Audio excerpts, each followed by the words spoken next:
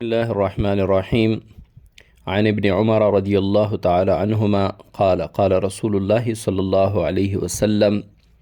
إذا رأيتم الذين يسبون أصحابي فقولوا لعنة الله على شركم۔ مشکوٰۃ شریف کی 6017 نمبر حدیث ہے، باب مناقب الصحابہ کی الفصل الثالث ہے۔ اس میں صرف 2 احادیث ہیں اور اس کے بعد باب مناقب الصحابہ یہ مکمل ہو جائے گی۔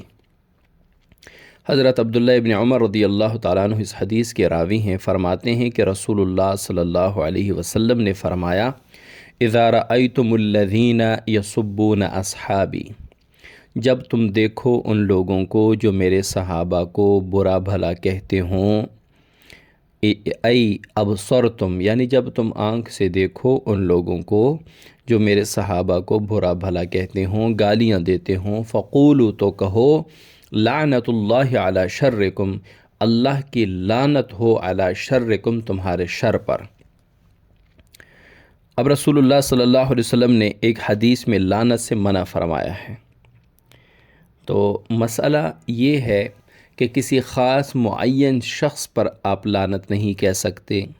چاہے وہ مسلمان ہے، کافر ہے، دشمن ہے، دوست ہے، جو بھی ہے، معین شخص پر آپ لعنت نہیں بھیج سکتے۔ کسی قوم جس میں برائی عام ہو، جو شریر قوم ہو، تو عمومی طور پر لعنت بھیجنا جائز ہے،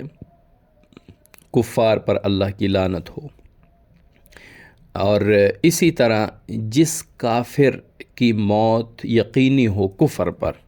اس پر لعنت بھیجنا جائز ہے، جیسے فرعون پر لعنت ہو، قارون پر، حامان پر اللہ کی لعنت ہو، یہ جائز ہے۔ اور کسی کی بری صفت پر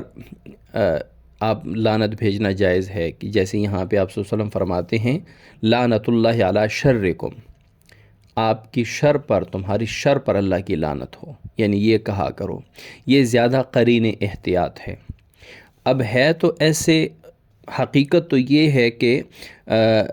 یہ لعنت جو ہے یہ خود ان کی طرف لوٹتی ہے جو صحابہ کو برا بھلا کہتے ہیں، کیونکہ وہ اہل شر ہیں،